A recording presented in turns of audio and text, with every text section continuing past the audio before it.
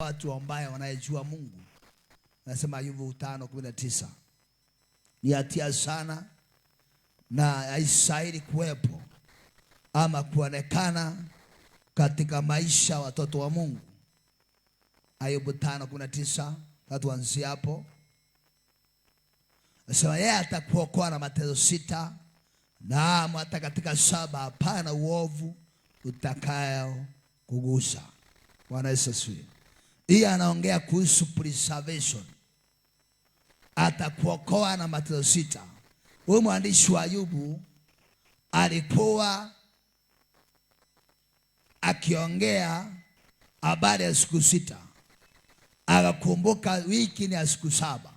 Anasema hata katika 7 hapana uovu utakaye kugusa. Hiyo tutajua uovu ni nini. Uovu ni habari mbaya inapobisha hodi katika mlango wako. Kama kuna mtu alipitia na aliona maovu ikifanyika kwake, ni mtu anaitwa Ayubu. Ayubu maovu ilibisha hodi kwake. Siku moja akapoteza vitu mingi sana. Bwana Yesu asifiwe.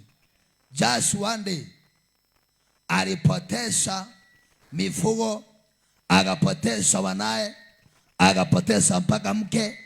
So vitu asikuwa kawaida, maana uovu ulibisha hodi. Bwana Yesu asifiwe. Sasa yeye atakuokoa na mateso 6, na katika 7 hapana uovu utakugusa. Verse 20. Wakati wa njaa ataukomboa na mauti. Wakati wa njaa. Kwa hivyo njaa huleta mauti. Wakati wa njaa atakukomboa na mauti, na vitani atakukomboa na nguvu za upanga. Sema amen. Mungu anajua kwamba katika vitani kuna upanga inakulanga watu. Sasa sema ya kwamba atakuhifadhi na upanga hata vitani. Nilisema siku nyingine kwamba sisi nilikuwa nawaambia kwamba wateule hawakufangi wakati wa njaa. Unajua kwa nini? Hili watu wasio wakasema Mungu wao alishindwa kuwalisha. Mnanipata? Watakatifu wanayetafuta Mungu na wanayetumikia Mungu hawakufangi wakati wa njaa. Maana watu wasema ya kwamba Mungu wa mama Carlos alishindwa kumlisha. Ndio nakuta katika Biblia wakati wote wa kiangazi ilikuja, Mungu aliokoa watu wake.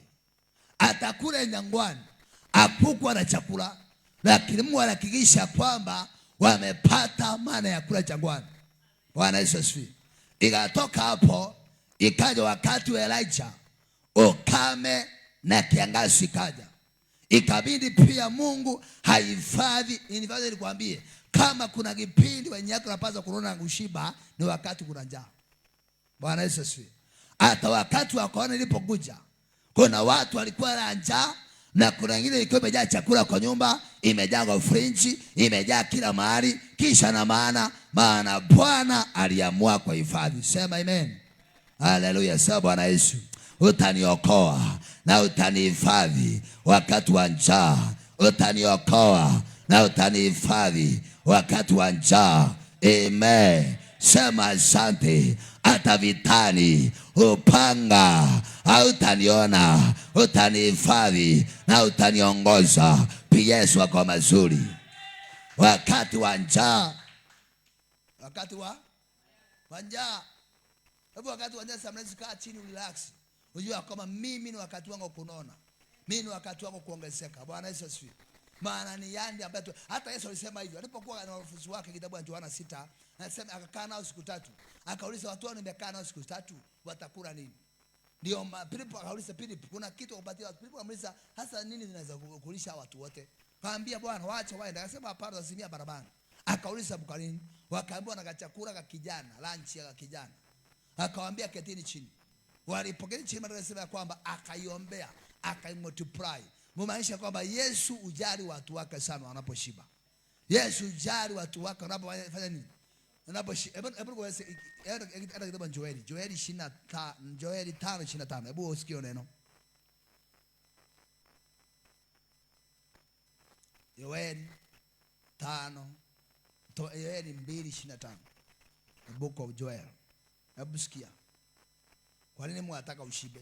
Nami nitarudishia miaka iliyoliwa na nzige na parare na mandubandu na tunutu, jeshi langu kubwa iliyotuma kati yenu. 26. Nanyi mtakula chakula tele na kushiba na kulimidi na Bwana Mungu wenu aliyewatendea mambo ya ajabu, na watu wangu hawata tayari kama. Umesikia neno hiyo? Nanyi mtakula chakula tele na kushiba.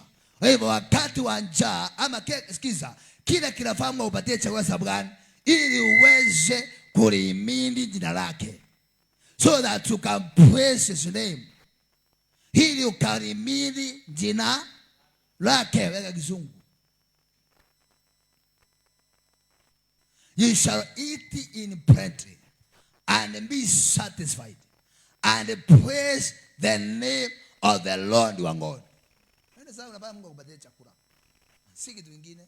Bwana Yesu asifiwe. Si upate sui nini asa ili uweze kulisifu jina lake. Tafuta washo lingine. So that you can praise the name of the Lord.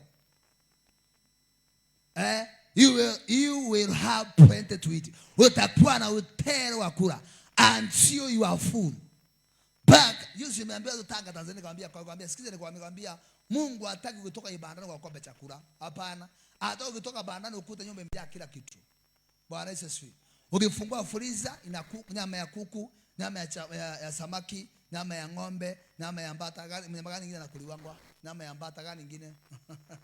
Bwana Yesu asifiwe. Hata kwa mnakulanga ndovu, nyama ya ndovu ama twiga. Bwana Yesu asifiwe. Tunasema kwamba na mtakula until you are full.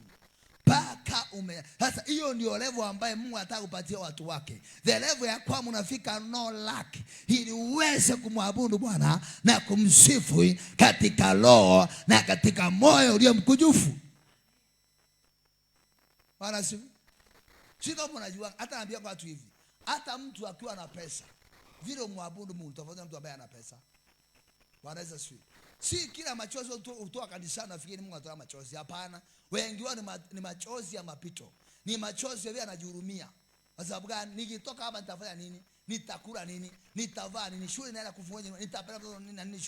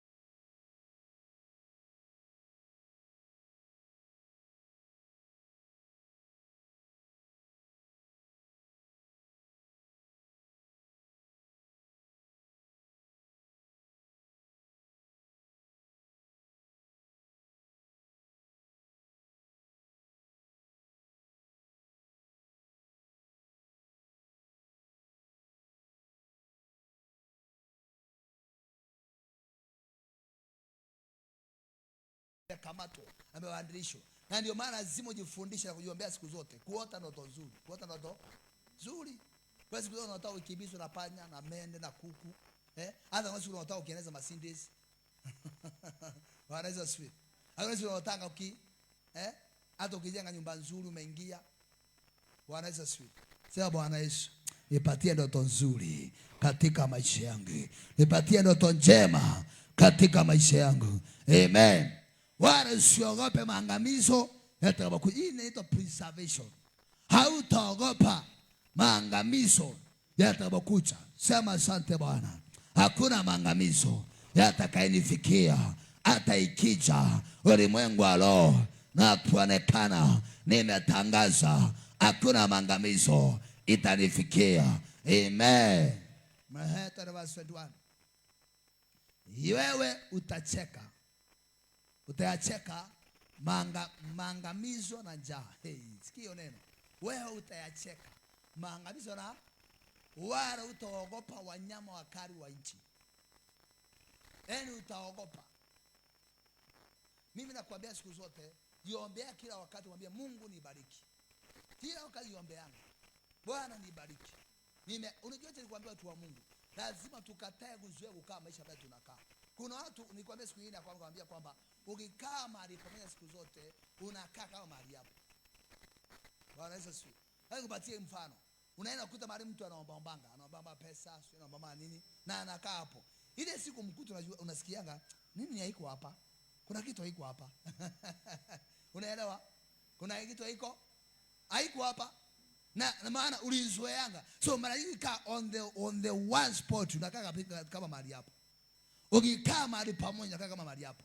So lazima every time uamue kuadvance maisha hatua baada nyingine na kujiombea ili uweze kwenda hatua baada nyingine. Ukatae kukaa katika comfort zone. Na kama Mungu anakupenda, mara nyingi wakati umekaa comfort zone, Mungu anainuanga vita ili akutimue. Wewe hata utimuanga unatuwaka dikidiki. Hiyo naye mwenyewe kitu anakutimua. Maana umetosheka mahali pamoja. Hiyo wewe umefika. Wakati tulipohamia kanisani kule town, maana tulikuwa tumejenga karibu na depot ya Kokora. Mwenye kiwanja alituambia, mchungaji mimi sijengi hapo, utakaa sasa miaka 10. So mimi nijenga kanisa nikijuanga nitakaa hapa sasa miaka 10. Na sikuwa na ndoto moja kununua kiwanja kanisa. Sikuwa na hiyo hata mai akili tukua naye. Hiyo miaka hatukuwa na hiyo akili. So tulijenga kanisa vizuri, tukaipiga sakafu zile kali. Tukafanya vitu. Nikapiga fence nzuri ya mabati, tukapiga rangi. Bwana Yesu asifiwe. Ni vitu za Mungu anajua kama wapo umekaa nitakutimua tu. You are very comfortable. Wewe umeamua kuwa comfortable. Na tukakaa tu kabisa enjoying. Unalipa mwenyewe rent 5,000 kila mwezi. Hivyo tumekaa. Kitu kingine faida nyingine tulikuwa tumejenga nyumba ya kuishi hata hapo, tulikuwa tunaishi hapo tu. Sio hata hakuna kungangana, unaitoka kanisani unaingia kwa nyumba. Hivyo Mungu anajua, I will show you, nitawaonyesha. Mungu akaja katimua nini? Katimua Karia. Unajua Karia? Mungu akaamua katimua kale kaziwa. Malaika alikuwa anashuka anatimua. Akaja akatimua hiyo kanini. Ile mbio tulichomoka naye, tulimalizia Dubai. Anaisa sweet. So sometimes Mungu anapoona you are much comfortable, anainuanga hata mtu ambaye alikuwa rafiki yako, anakuchochea, anakutimua. Hiyo mbio unamalizia kwa hatima yako. Amen. Kataa kukaa mahali pamoja. Kataa kukaa mahali pamoja. Kataa. Wewe kama lisamaje, tukikaa hapa utakufa. Mtu wake hiyo kitabu 2 Kings 7 verse 3. Verse 3.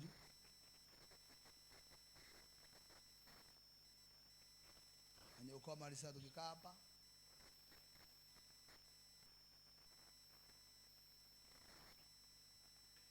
Watu. Mayaka. Nasema hivi. Basi walikuwepo watu waine wenye ukoma penye lango la mji. Wakasemesana, mbona tunakaa hapa hata tufe?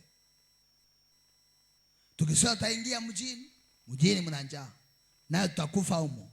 Basi ukikaa hapa utakufa vile vile. Aya, tuenende tukaende jeshi la Washamu. Wakituhifadhi tutaishi. Wakituua tutakufa tu. Basi wakaondoka kabla mapambazuko ili waende mpaka kituo cha Washamu. Alipofika mwanzo wa kimo cha Washamu, kumbe hapana mtu. Kwa maana Bwana alikuwa amesikiza Washamu kishindo cha miendo ya magari na kishindo cha farasi kama kishindo cha jeshi kubwa. Wakaambiana, tazama, mfalme wa Israeli amewajiri wafalme wa Haiti, wafalme wa Misri waje kupigana nasi. Kwa hiyo wakaondoka wakakimbia ungali giza bado.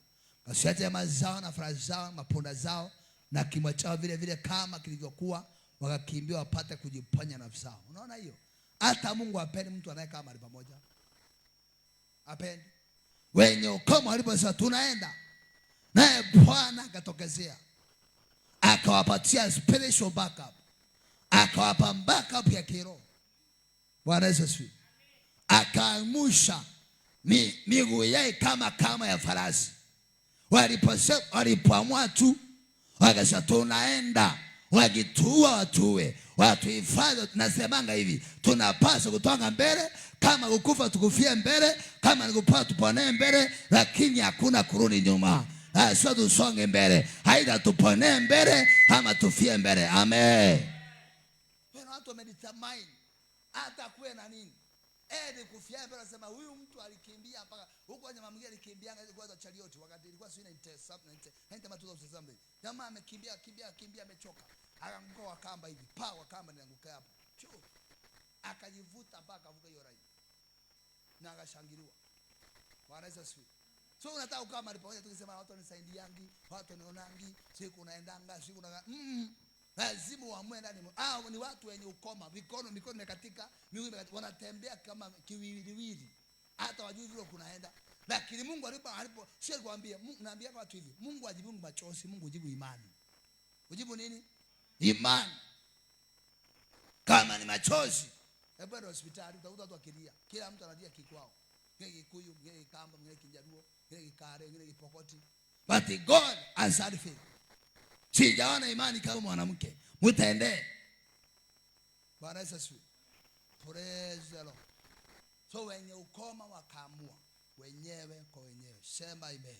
So niseme ya kwamba Mungu anataka kutuhifadhi. Dunia imejaa uovu. Hebu tusome kitabu 1 Corinthians 5:19. 1 Corinthians 5:19. Hakuna mahali duniani hakuna uovu. Everywhere kumejaa wickedness. Kila kona kumejaa uovu. So lazima kuwe na mtu ambaye atakayeomba Bwana aweze kumhifadhi. Nimesema 1 John 5:19. 1 John 5:19.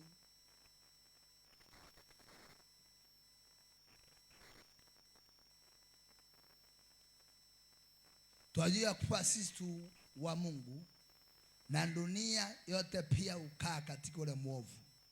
Bwana Yesu asifiwe. Verse 19. Nisha 19 Kizungu. We know that we are of God, and the whole world lies under the sword of the wicked ones. We know that we are children of God, and that the world around us is under the control of the evil. Unaona hiyo Kizungu inaongea. Tunajua sisi ni wana wa Mungu kweli. Akasema kwa lakini dunia iko chini ya muovu mmoja ambaye ni shetani. Bwana Yesu asifiwe. Dunia iko tunajua sisi ni wana wa Mungu. So kile kinafaa tuhifadhie jambo la kwanza, maana dunia imejaa uovu. Dunia imejaa nini? Wickedness, even to the family. Hata katika nchi, hata katika taifa. Dunia imejaa nini? Imejaa uovu, wickedness. Watu wamejaa uovu. Hata unajaribu kuwasaidia na kuinukia. Weka maisha nyingine. We know that you are the children of God, and that the whole world is under the control of the evil one. Wachana hiyo. Bwana Yesu asifiwe. So lazima tuhifadhiwe.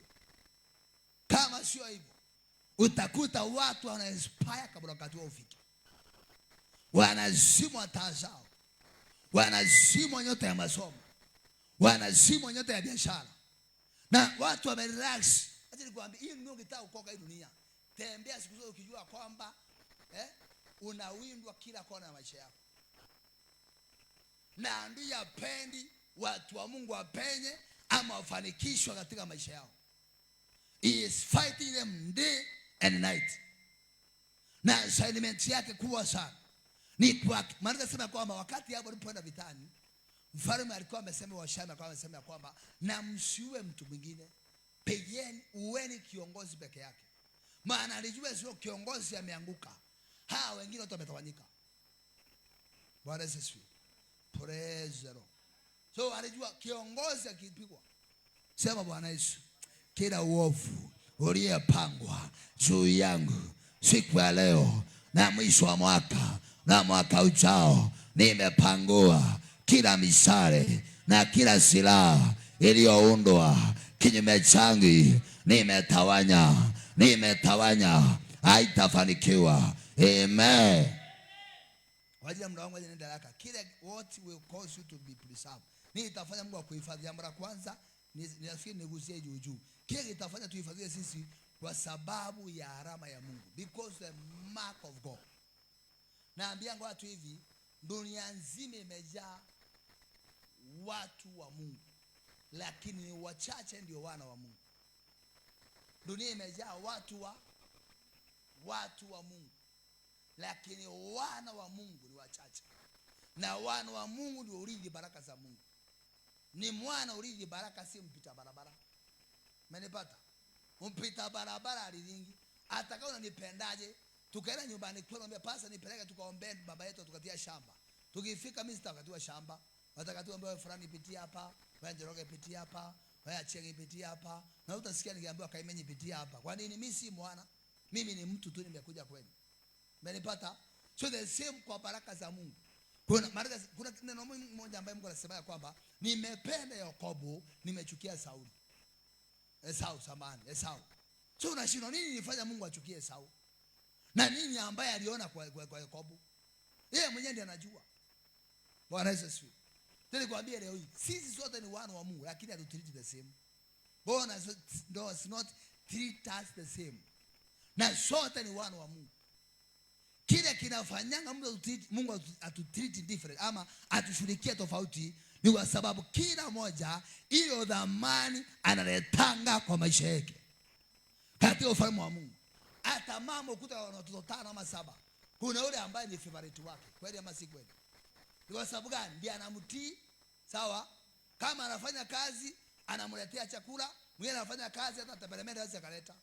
So unakuta moyo wa mzazi si kupenda kwake.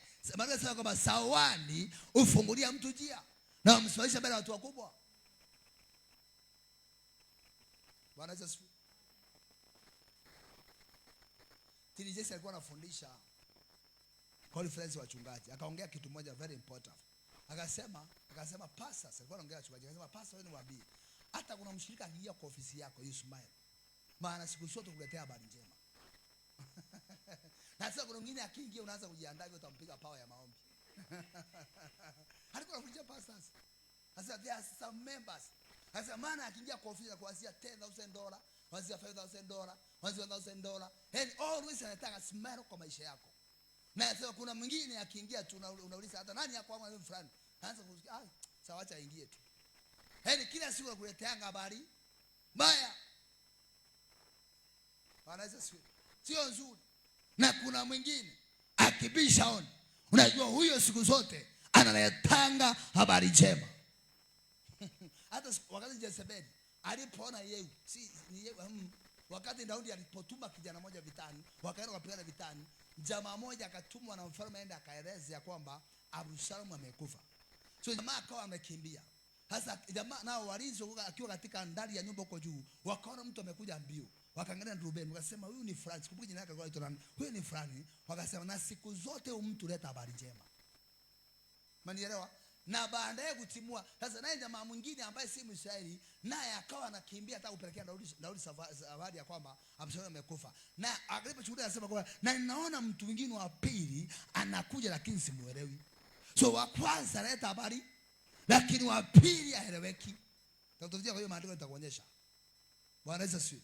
So siku zote uleta habari njema, lakini alipofika akasema Absalom amekufa.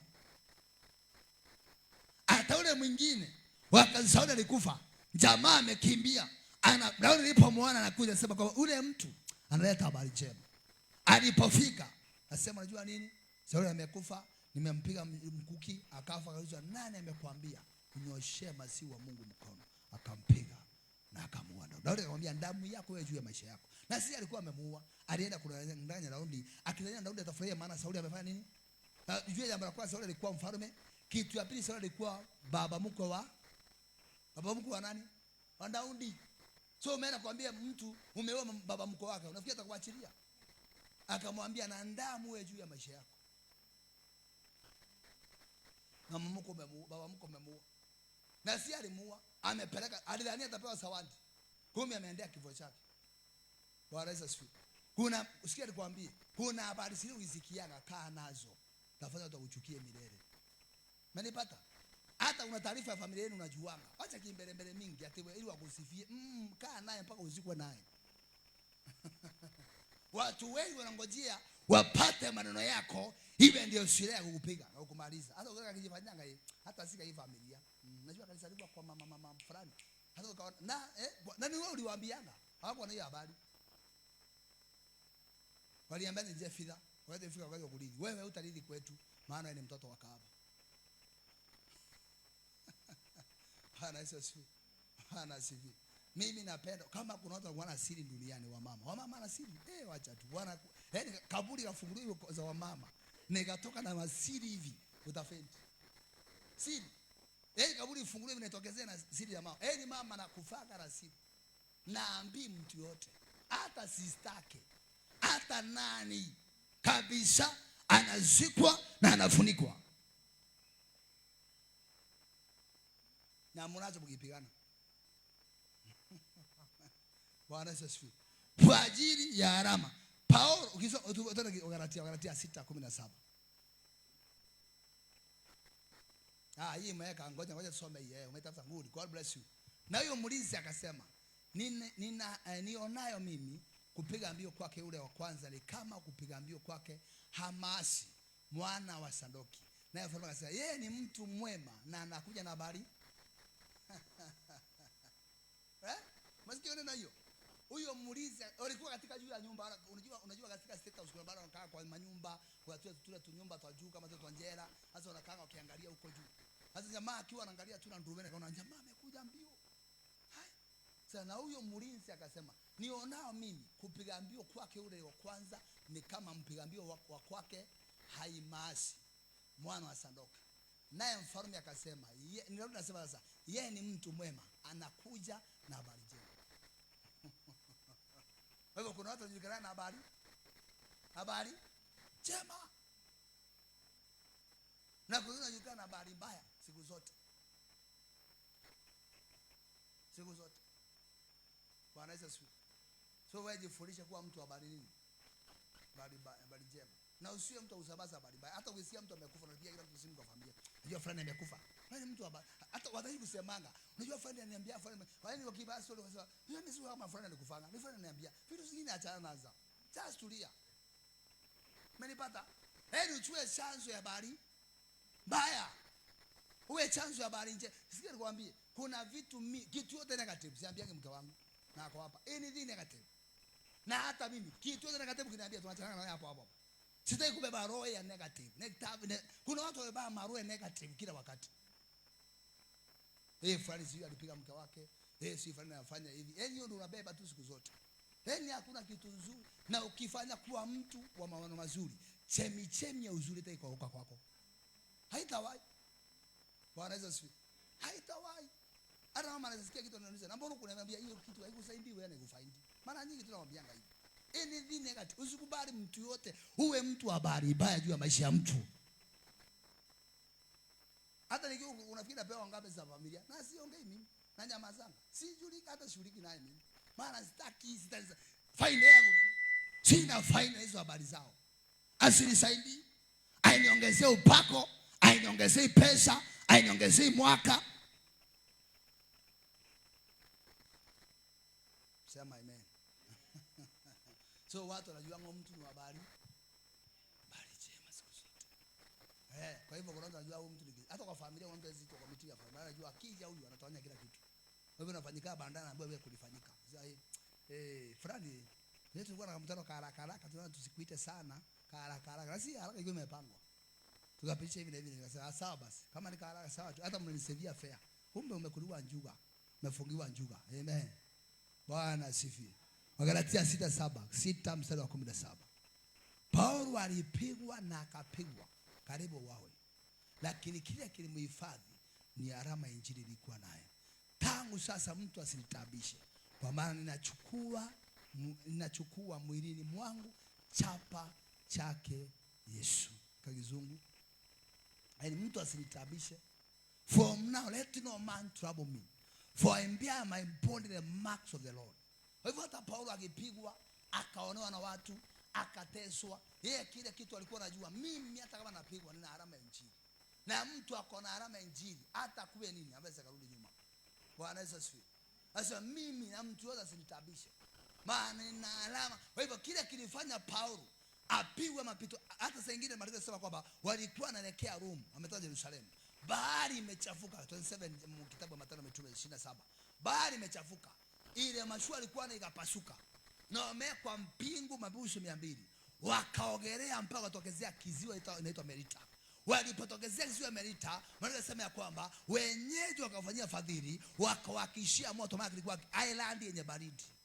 Na baada ya hapo Paulo, maana ni huyo mtu wa bidii siku zote, akaenda kuwasaidia kuokota kuni. Yule nyoka anaitwa viper akaja akamsonga. Watu wakasema huyu mtu hapasi kufa, hapasi kuishi, anastahili akufe. Bahari alikuwa kufia baharini, ameokoka, sasa amekuja nchi kavu na nyoka anamfuatilia. Maana anasema kwamba Paulo akakunguta nyoka katika moto na hakuna madhara yempata. Anasema kwamba they changed their mind, wakasema hakika huyu ni Mungu, mtu aliye na alama ya Injili.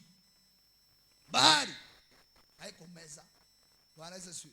Baada ya mahali nyoka haikumzima. Kwa ajili ya nini? Preservation, because of the mark. Sema asante Bwana kwa alama ya Injili. Nitahifadhiwa, sitapata hasara. Hata mwaka ujao niko na chapa ya Injili ya msalaba, sitamalizwa, sitazimwa. Haleluya. Unafikiri mfalme ngapi tumerudia shetani? Mingi sana. Kwani hatukaribii kwa ajili ya alama mingi. Bwana Yesu asifiwe. Farume mingi hata hiyo sisi tunaenda kunafikiri tunalibii mambo ya watu wangapi? Mengi. Hamna kuenda kuimba bude tufuruke kisai. Ile vitu tunabomoa kwa hiyo anga. Lakini kwa ajili ya alama hawezi karibia. Wacha wengine walipaa salimeni wala kuua pasa fulani huko Tanzania. Ushuhuda ukweli. Walipoenda wakafika, wakakuta kwa mchungaji, si wamejua mchana ni hapa. Wakija usiku kumejaa bahari kila mahali. Kuna mahali kuvindika. Bahari kila mahali na bahari, hata nyumba hawaioni. Akarudi. Naambia yule mtu tulipoenda, nyumba imejaa bahari. Sema twenda mchana tena, kana mchana tena wakasavea. Akasini hapa tulikuwa jana usiku. Hai nyumba si ndio ya mchungaji? Tutakuja usiku. Walipokuja usiku, msitu, forest. Unajua Mungu uwanga anajibu maadui zetu kulingana na vile ambavyo wamekuja. Unakuta sengine watu wamekongojea barani wa kuue, ukifika unakuwa upepo. Sasa mbona upepo amepita saa hizi? Na alikuacha ukiwa nyuma. Na mwingine arudi nyuma yako hapo, nasikia amepigwa ngeta. Hapo unasema ulipigwa ngeta saa 3, si nipita hapo saa 3. Na siku hapo ndio nilipigwa. Zuri niacha watu wafanye kinunua maziwa. Na nielewa preservation, kuhifadhiwa na Mungu. Tumefichwa na Mungu. Bwana Yesu asifiwe. Hii hofu ikuondoke na ikutoke maishani mwako. Tumefichwa kwa ajili ya alama, tumetunzwa kwa ajili ya alama. Hatutaogopa hata kuwa nini. We are preserved. Bwana Yesu asifiwe. Heri ukijua hivyo, unatembea kifua mbele. Lakini sikiza, as long una maono ya Mungu, utahifadhiwa mpaka maono itimie. Ukitaka ukaa duniani miaka mingi, beba maono ya Mungu. Na ukitaka kufa duniani haraka, beba maono yako. Mama nataka yako, na watoto wako, na mzee wako, na mama yako. Sasa faida ya Mungu hapo nini? Hakuna. Sema kata hiyo mti, haina matunda, tuko ufalme. Bwana Yesu asifiwe. Na mwingine hapa anasema Mungu ukinibariki, nitakujengea kitu fulani. Mungu ukinibariki, nitanunua kitu fulani. Mungu yaani unakuta mtu ni maono ya Mungu amefanya nini? Ameyabeba. Na mwingine ni maono yake tu, hi me and I. Hi me and I. Hi me and I. Hi me and I. Bwana Yesu asifiwe. Kwa ajili ya Paulo anasema kwa mimi mtu asinitabishe, kwa sababu nina alama ya haya. Version nyingine. Version nyingine. From now, don't let any man trouble with these things. Na hii mambo tu.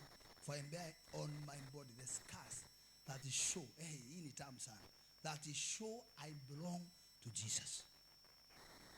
Nimebeba from now, don't let it me with these things. For I bear on my body the scars that they show I belong to Jesus. Bwana Yesu asifiwe. Nina alama ya kuheshimu, hata sitaji kuambia watu.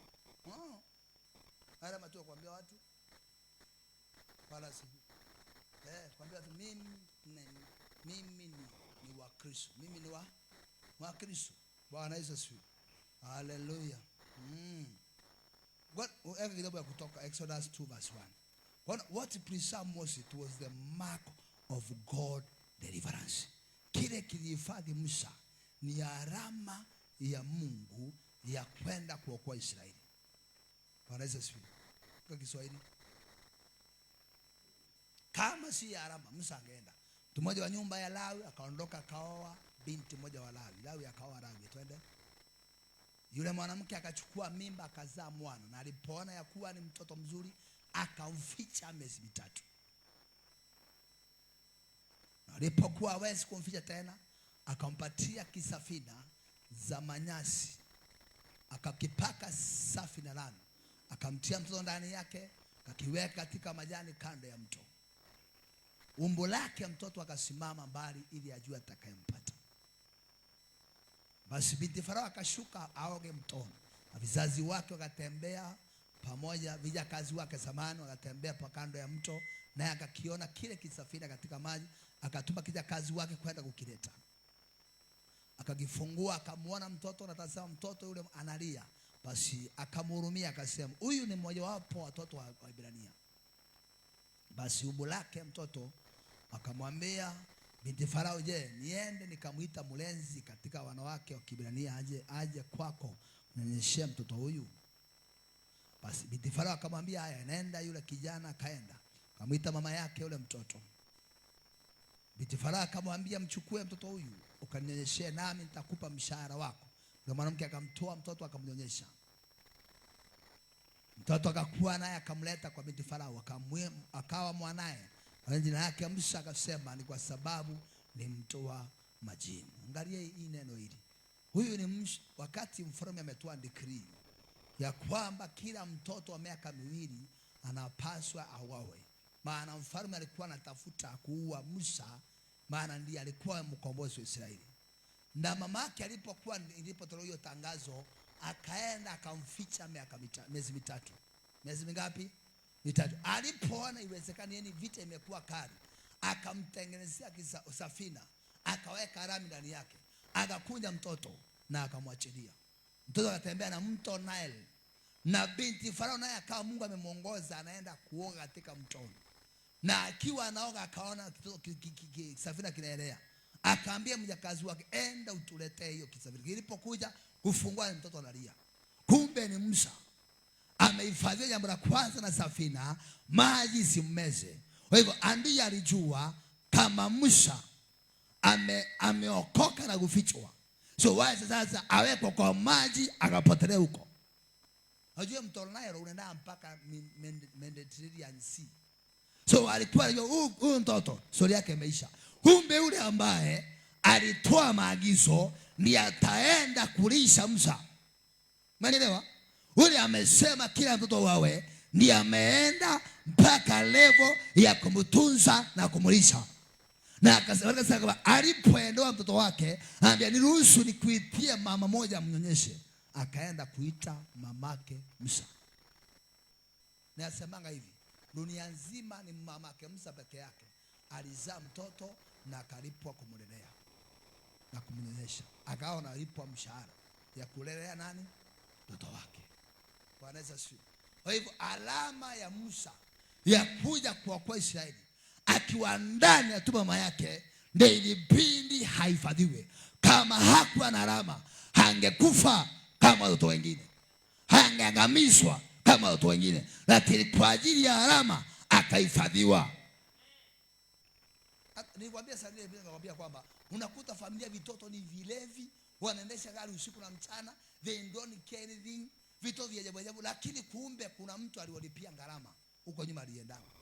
Wewe ukijaribu hiyo una expire. Unaongezewa jina marehemu au mwenda zake ama hayati. Wanaweza sio. Praise the Lord. Lakini huyu, maana kuna mtu alifanya kazi na akaweka maagano na Bwana, akasema Bwana, ukinipa mwana nitamtoa kwa nyumba yako hakutumikia siku zote. Sasa vita inakuwa kali, lakini bado ako na alama. Bwana Yesu. Hata Yesu bado ako na shuhuda kama hiyo. Hata nani mwingine Yesu. Hebu tuweke Exodus 12:13. Exodus Kutoka 12:13. Exodus 12:13. Hata kama unataka kukaa miaka mingi duniani, lazima ubebe alama ya Injili. Kutoka 12:13. Na ile damu itakuwa ishara kwa. Hebu tuanzie verse 1. Sivyo basi Masai kije tunaendelea ili uelewe vizuri. Nitakimbia tu haraka. Bwana akaenda na Musa na Haruni katika nchi ya Misri akawaambia, mwezi huu utakuwa mwanzo wa miezi kwenu. Utakuwa ni mwezi wa kwanza wa mwaka kwenu. Itakuwa mwezi wa Habibu, April. Semena mkutano wote Israeli, mkawaambia siku ya 10 ya mwezi kuu, kila mtu atatoa mwana kondoo kwa hesabu ya nyumba ya baba zao, mwana kondoo kwa watu nyumba moja.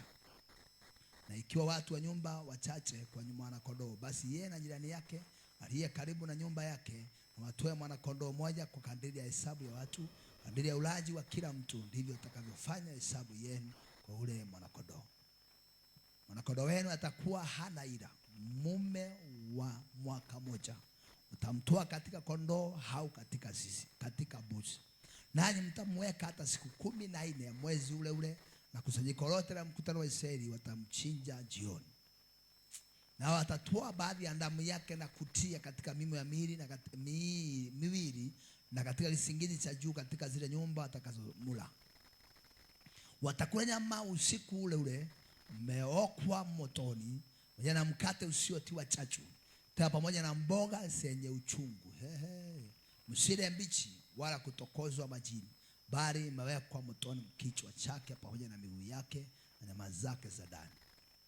Wala msisase kitu chochote katika asubuhi, bali katika kitasalia hata asubuhi mtakichoma kwa moto. Tena mtamula hivi, mtakuwa mmefunga viunoni mwenu, mmevaa viatu vyenu miguuni na fimbo zenu mikononi mwenu, nanyi mtamula kwa haraka, na ni Pasaka ya Bwana. Maana nitapita kati ya nchi ya Misri usiku, nami nitawapiga wazee wa kwanza wote katika nchi ya Misri, mwana kondoo na wanyama, nanyi nitafanya hukumu juu ya miungu yote ya Misri. Mimi ndimi Bwana. 13.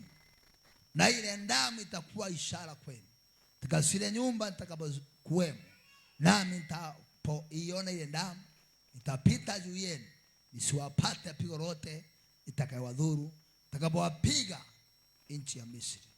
Kwa hivyo kile kilifanya waweze kuhifadhiwa, kila mtu achinje. Hii ni ile personal salvation. Nyumba yako, kila mtu achinje kwa nyumba yake, na akichinja, maana wokovu huanza na kumwagika kwa damu msalabani. Bwana Yesu asifiwe. Na akichinja atapaka damu katika mimo ama pira za mlango wake, na atakapokuja malaika wa kifo, akija atakapoona, Bwana Yesu asifiwe, ataruka. Malaika wa kifo hataingia kwa hiyo boma, atapohesabu, atawahifadhi. Ndio nisema ya kwamba kile kinapata watu wasijue Mungu, wasitumikia Bwana, ni hatia kupata watu ambaye wanatumikia Bwana. Bwana asifiwe. Burundi mali kwa nasema mtakula matunda. Burundi nyuma link ni 6 ama 7. Hapo tu. Na watatoa baadhi ya damu yake kutia katika mimo ya miili, katika kisingiti cha nyumba, katika zile nyumba watakazomula. Verse 8. Watakula nyama yake usiku ule ule, umewekwa motoni pamoja na mkate usiotiwa chachu, tena pamoja na mboga chungu. Na yeye ndio vinasema watakula nyama yake usiku. Hii ni ile usiku ambaye Yesu alikula last supper na wanafunzi wake. Walienda kula usiku, ili usiku wakamatwa. Bwana Yesu asifiwe. Umewekwa motoni.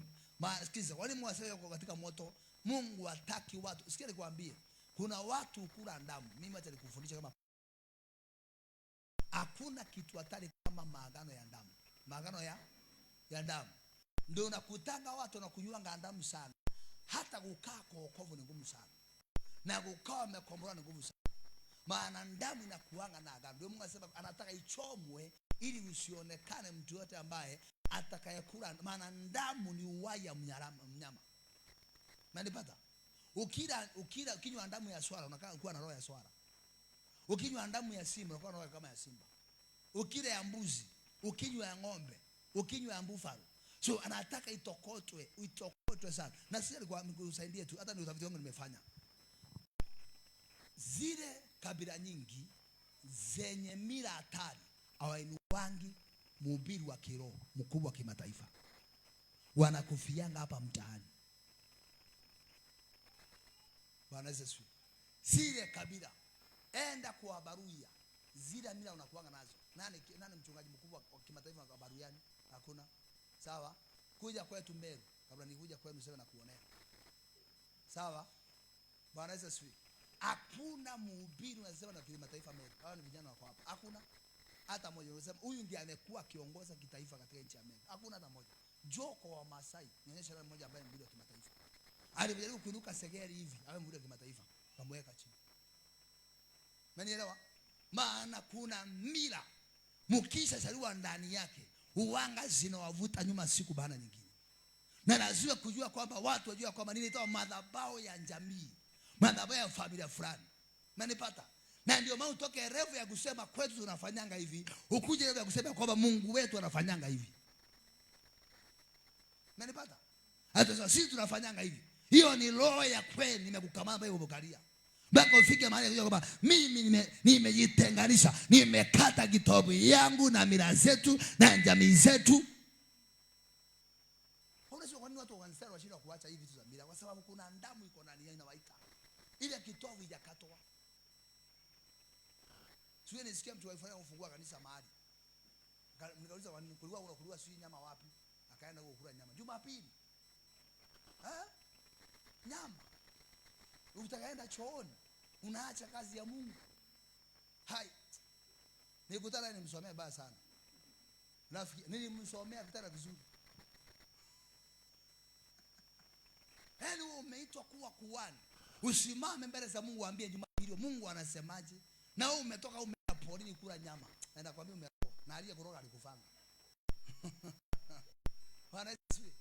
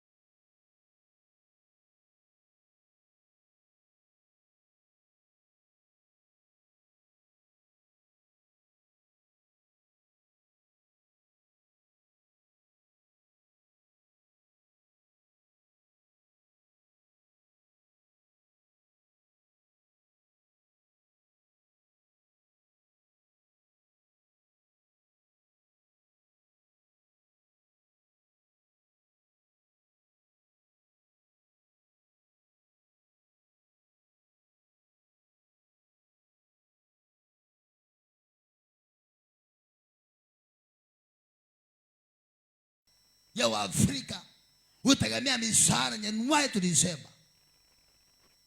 Maana aliyetuletea injili kutoka Italia.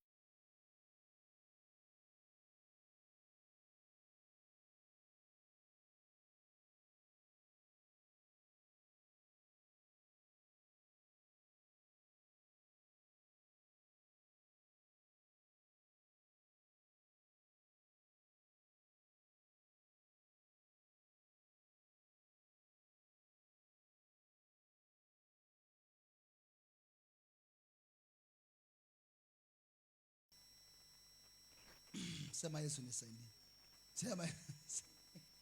Anga Angalia mwamba ule ambaye mlitolewa kuchongwa na tundu ya shimo ambaye mlitolewa kuchongwa. Kila mtu anashindwa shimo ambaye alitokezea. Mliotolewa kuchimbuliwa kwake. Wewe utaoni arrogant uko naye. Angalia vile mama yenu alikuwa, shoshi yenu alikuwa ngaje. Hiyo tu tundu ulitokanga. Hiyo arrogant uko naye, you don't care. You don't value people. Angalia tundu ya kwenu. Bwana Yesu asifiwe. Walihangaikanga, bado umekuja unahangaika. Walipigwa mieleka kusomanga, wewe na ulipigwa mieleka kusomanga. So lazima uamue kubadilisha hiyo trend ya kwenu. Bwana Yesu asifiwe. Uamue wewe mwenyewe uamue kubadilisha. Nasema hii hapana, haitafanyika. Hii haitakuwepo. Bwana Yesu asifiwe. Nisikize nyinyi mnayefuatia haki. Nyinyi mnayetafuta Bwana. Angalieni mwamba ambao. Sema Bwana Yesu, kila mwamba niliotolewa na kata kitovu changu kwa hiyo mwamba. Kila shimo niliotolewa najitoa kwa hiyo shimo, najiunganisha na Bwana wa mabwana wa mbinguni. Hiyo mashimo yao nimetoka, hawataniona tena, hawatanifikia tena. Amen. Wewe mwenyewe ndio kuendea mtu, mwambie tunalambe. Tunalambe jamani, tusaidie lambe. Na mtu tajiri sana, mwenye pesa mingi sana. Nasikia akija sema hiyo watu wa Mungu na wapenda, watu waanza na wapenda. Nimewaletea shilingi 1000. Sasa nasema kuna milioni 10 kwa account. Na kuna mwingine ana chochote, maana ametolewa kwa hiyo tundu. Yeye amewekwa roho kutumikia. Ana chochote, anang'ang'ana atoe 5000, ana atoe 6000, ana atoe 10000, na hata 500 ameng'ang'ana yote. Maana tayari amefunguliwa. Wacha niwaambie watu wa Mungu, si rahisi kupatia Mungu kitu. Maana Mungu usiyemuona. Lakini rahisi naweza patia makaros kitu, bado atanishukuru akiniona. Na ataniimba siku zote. Nani elewa? Sema pasta siku zote. Hata tena pasta sema kaimenye siku zote. Alinifanyia hivi, akanifanyia hivi. Lakini Mungu usiyemuona is very hard. Na siku ile itakuwa katika mind yako ya kwamba naabudu Mungu ambaye aliyeniumba, amenitendea, amenisaidia. Tofauti katika maisha yako. Lakini watu wengi wanaabudu Mungu ambaye hawajawahi muona. Bwana asifiwe. Na nataka ifike mahali Ayubu alisema, nilikuwa nasikia habari zako, kisha sasa nimekuona. Yaani chapter zote 42 nilienda kumuona Mungu. Na alikuwa nasikia Mungu uponya, Mungu legesha. Maandiko yanasema kwamba kitabu ya Isaya ngapi? Ni 6, anasema wakati ile Usia alipokufa nilimuona Mungu. Yaani chapter 1 kumuona Mungu, chapter 2 na bado anahubiri Isaya. Na bado nabii chapter 5. Kwa fika sasa alipokufa Usia nilimuona Bwana. So fike mahali uabudu Mungu. Juzi tumepita mahali, tulikuwa tumetoka mahali na safari na mama. Gari anza safari, tukapitia chasi fulani. Tukaombea mtumishi wa Bwana, tukaombea, tukabariki kanisa. Nitoka tu nikasikia mimi nitoe sadaka. Hata watu sadaka. Na kuwa na ibada. Sababu man of God huwezi kwenda ukanyama madhabahu ya Mungu pasipo kutoa sadaka. Just give that man of God sadaka. Bwana asifiwe. Watu wengi wanaenda tu pasta bado huko, pasi bado huko. Mungu akubariki pasi. Bwana asifiwe. Kizazi kisipojua kanuni ya kutumikia Mungu, kizazi kisipojua kanuni ya kumwendea Mungu, and everything kwa ni ordinary, si mrefu si mfupi, everything kwa ni kawaida. Na vitu ya kawaida ndio maana inafatika kwa vitu ya kawaida, normal things.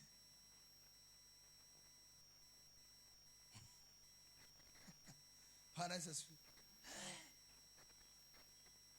Tumeenda mahali kwa mtu fulani, sitamtaja na sababu anasikiza. Kwa mtu fulani, yaani kufika hivi tu anaona watu ni muujiza.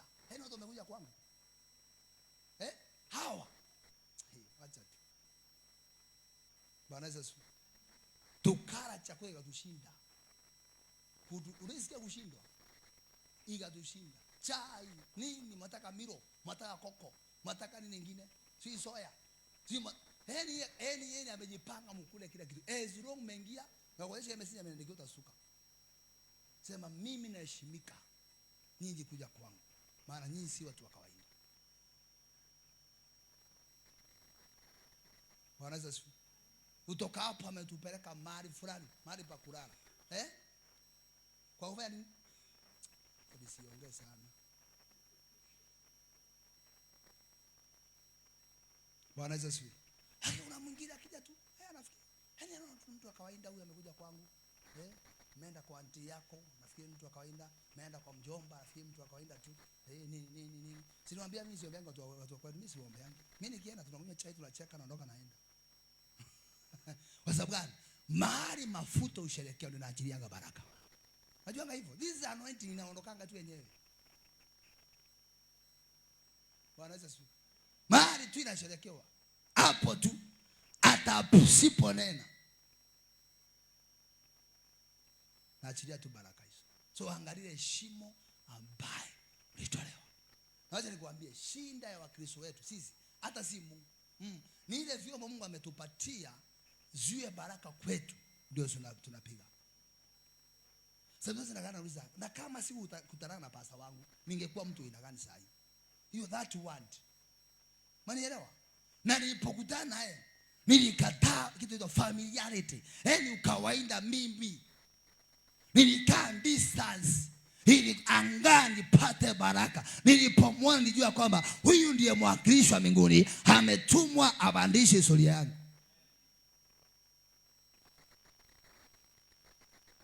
Bwana asifiwe. Tusaidie tu. Na turumie.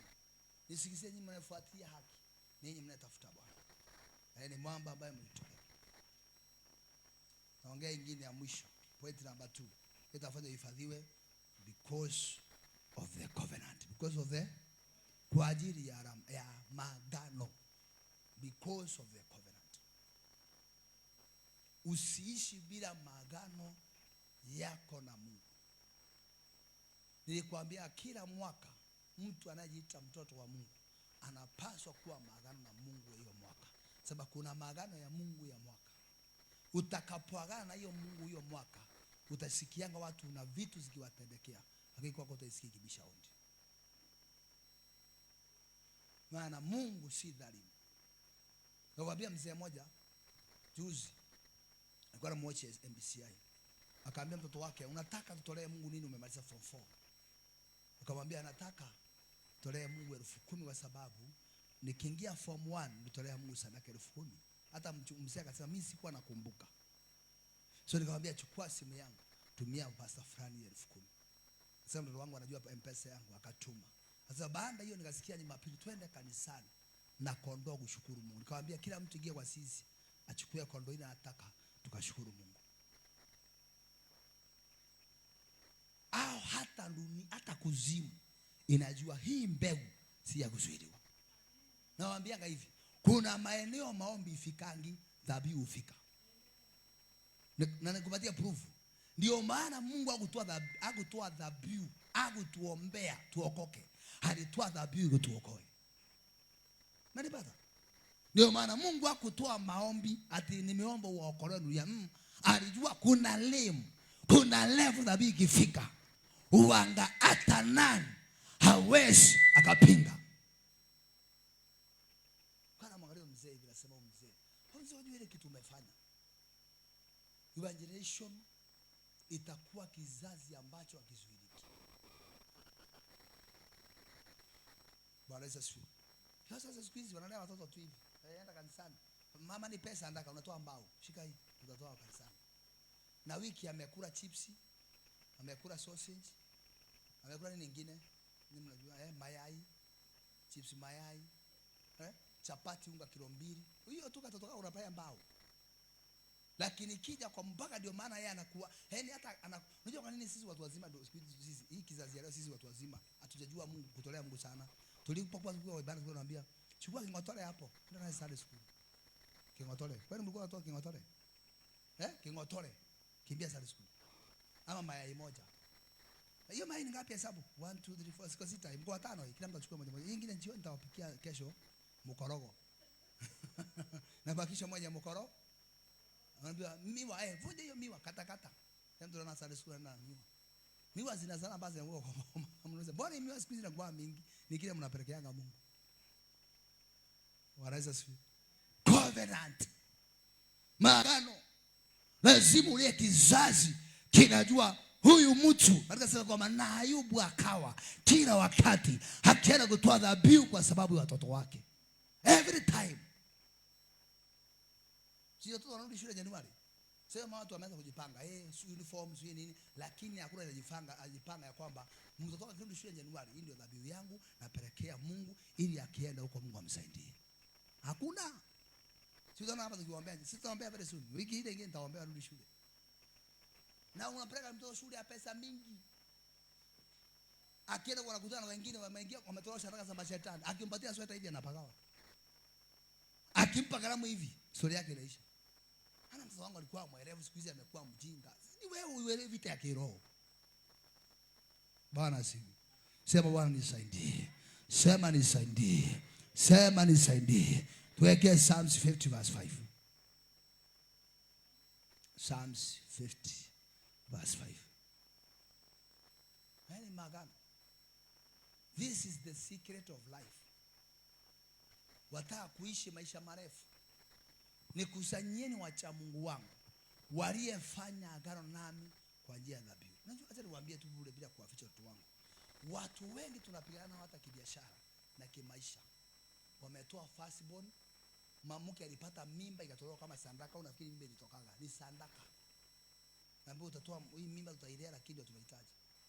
Huyu mke wako ndio tunahitaji. Ile shamba yako utauza ulete pesa yote. Milioni 20. Sasa ndio mtu anaenda kundea kutisha naye na maombi. Wewe utaona Mungu wangu. Mungu anakuangalia mbinguni anasema anacheka. Ama je, Mungu anachekanga? Sasa yeye anajua anapigana nani? Yaani mtu amekosi mtoto wake. Maana vita ya kiroho ipiganangwa na vitu mbili. Vita ya kiroho inapiganangwa na dhabihu na maneno yenye nguvu. Wanaweza sio. Sasa mbingu inasema huyu anacheza nani? Huyu ametoa mtoto mzima. Ametoa mke. Ametoa firstborn. Mwingine ametolewa kama kiti ya majini, amekuwa zuzu ndio nakalianga. Ukienda watu wenye kufuka majini kama Wahindi hivi ama watu wao wengine ama mama mdogo, kwa nyumba lakini kuna mtoto ambaye ni zuzu, huyo ndio kiti ya majini. Ndio custody ya majini, ndio archives ya majini. Hata wanasiasa unaona very powerful, enda kwa mama zao. Kuna mmoja ambaye anakaa hivi. So ndio mtu ameamua kutoa uhai, ndio tunaenda kupigana na wao. Nakwambia unashindwa mchana. Sasa na vile nafunganga, vile naendanga church kila wakati. Lakini kuna siri moja ya juu. Mimi nasemanga hivi, Wakristo wanajua kuomba, najua kufunga, najua kuimba, lakini kile Wakristo tulinyimwa ni kutoa dhabihu zetu mbele kwa Mungu wetu. Hata kile kitu, imagine wiki mzima umekula umekunywa, sadaka yako ni 50. Wiki mzima sadaka yako ni 100. The whole week umekula kila kitu. Bwana Yesu asifiwe. Kwa sababu maana ile mbegu iko ndani yako, ama ile damu iko ndani yako, ni damu ambaye umeokoka ni kweli, lakini ni mbegu ambaye ya kutokutolea Mungu. Bwana Yesu asifiwe. Umekula wiki mzima, umesafiri wiki mzima, umetumia hela mingi sana. Bwana Yesu asifiwe. Nikusanyeni wacha Mungu wanayefanya agano nami. Yenyewe maandiko yanamaanisha ya kizungu. Unajua inamaanisha nini hii maandiko? Inamaanisha, sikiza, inamaanisha hivi. Mtu yote ana magano na Mungu hapaswi kuja mbele za Mungu. Gather my saint to me. Those are made a covenant with me by sacrifice. Ni kama sasa kuambiwa watu walio na degree ya education tukutane pale kwa chief. Wewe utaenda? Utaenda? Wewe enda kama degree yako na finance. Wewe ukaenda? Wewe ukakanyaga? Sasa ndio maanisha hivyo. Ni as long watu wana magano na Mungu ya dhabihu, hawapaswi. Mungu anasema hivyo, hawapaswi kudhanika. Gather my saint to me. Those waliofanya maagano nami kwa njia ya dhabihu. Chochote unafanya, hakikisha umeweka maagano na Mungu kwa njia ya dhabihu. Nani bata? What is sacrifice? Dhabihu ni dhabihu, sacrifice. What is covenant? Covenant. Covenant ama maagano. Maagano ni agreement ya watu wawili walioweka ikiwa na ishara. Maagano is a sign of two people. They have agreed with that sign. Nasio na ishara. Bwana Yesu asifiwe. Sacrifice ni kutoa kitu cha muhimu sana katika maisha yako, ukingojea kitu kingine kubwa ya maana kuliko umetoa. Isaka umenipa, hebu toa kitabu ama gather all my lovers by God one who's at one with me. Isikie vile naongea uzuri. Nikusanyieni wapendwa wenye mioyo ya kiungu walio pamoja na mimi, walioingia katika matakatifu magano kwa dhabihu katika madhabahu yangu. Hiyo ni tamu. Bwana Yesu asifiwe. Those who have entered my holy covenant. Ni maagano matakatifu kwa dhabihu katika ama juu ya madhabahu yangu. Upon my altar. Nikusanyieni. So watu ambao wanapenda kusanyika ni lazima wawe na maagano na Mungu.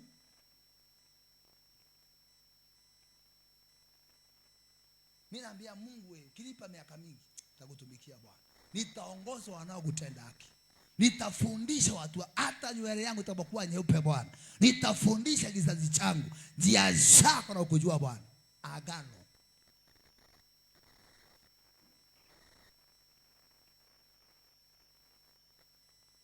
Bwana si. So lazima kuwe na watu ambao wenye maagano walioweka na Mungu. Sema amen. Genesis 15 verse 18. Kama nimalizia hapo. Kuna point muhimu nilikuwa nataka kuziongea lakini kwa sababu sitaki kwenda haraka. Nianzie hapo. Hebu Genesis. Siku ile Bwana akafanya agano na Ibrahimu akasema, uzao wako nimewapa nchi kutoka mtu wa Misri mpaka huo mto mkubwa vile. Hebu turudi nyuma hapo kidogo. Turudi 10. I think 10. Tujue hii maagano kwa nini yawekwa na Mungu. 9. Akawaambia, unipatie ndama wa miaka 3 na mbuzi mke wa miaka 3 na kondoo mume wa miaka 3 na ua na mwanajiwa. Ukampatia hao wote, ukawapasua vipande viwili. Ukaweka katika kipande kielekea mwenzake, ila ndege hakuipasua.